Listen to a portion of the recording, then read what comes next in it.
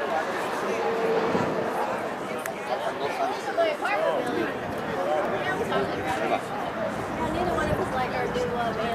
I feel deeply saddened and a loss of Muhammad Ali, because he was definitely a great person and he made an impression on my life.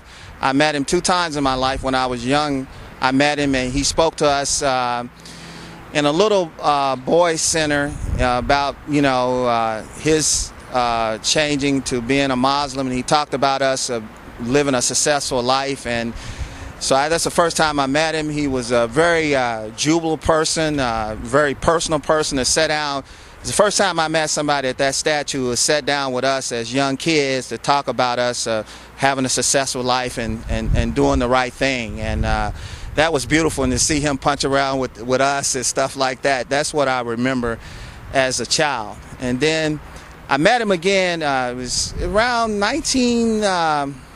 either 86, 87, I was home here in Louisville from Fort Bragg to fix up my mother's home. And he happened to be down off 4th Street handing out the Qurans.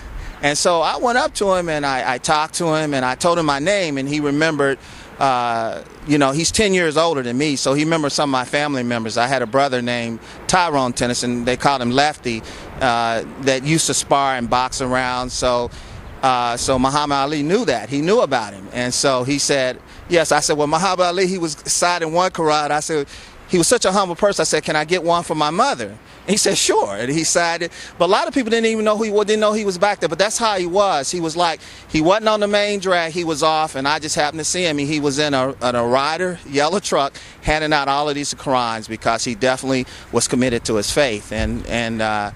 So I will remember that about him too. But it was, you would never forget that moment. Somebody, like he was so humble. And I asked him, could I have an extra Quran for my mother? I will never forget that. And he said, yes, you can have that.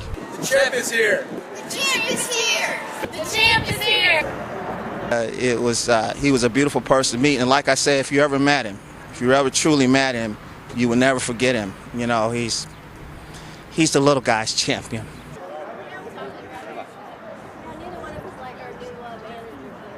About this great person, the way he was committed to our community, he put Louisville on the world map.